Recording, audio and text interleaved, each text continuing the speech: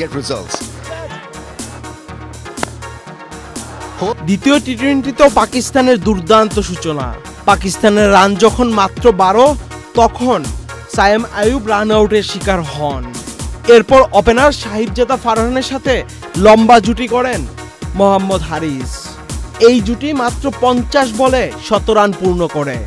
25 বলে 41 রান করে তানজিম সাকিবের বলে আউট হয়ে ড্রেসিং রুমে ফিরেন মোহাম্মদ হারিস। ওপেনিংয়ে নামা সাহিবজাদা ফারহান তখনও এক প্রান্তে মারমুখী। 6টি ছক্কা ও 4-4-এ 41 বলে 74 রানের ঝড়ো ইনিংস খেলেন এই ব্যাটার। ড্রেসিং রুমে ফেরার আগে রিশাদ হোসেনের বলে তালুবন্দী হন লিটন দাসের কাছে। ওয়ালটন আবারও মিলিয়নিয়ার অফারে ওয়ালটন ফ্রিজ কিনে আপনিও হয়ে যেতে পারেন মিলিয়নিয়ার। 12 ওভার শেষে পাকিস্তানের সংগ্রহ তখন 3 উইকেটে 129 রান।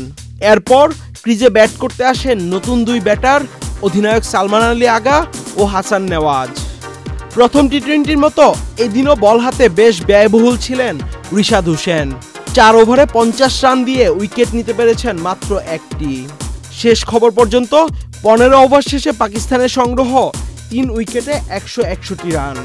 দ্বিতীয় টি-20তেও আবারও বড় সংগ্রহের পথে পাকিস্তান। এখন দেখার বিষয় বাংলাদেশি ব্যাটাররা এই রান তাড়া করতে পারে কিনা।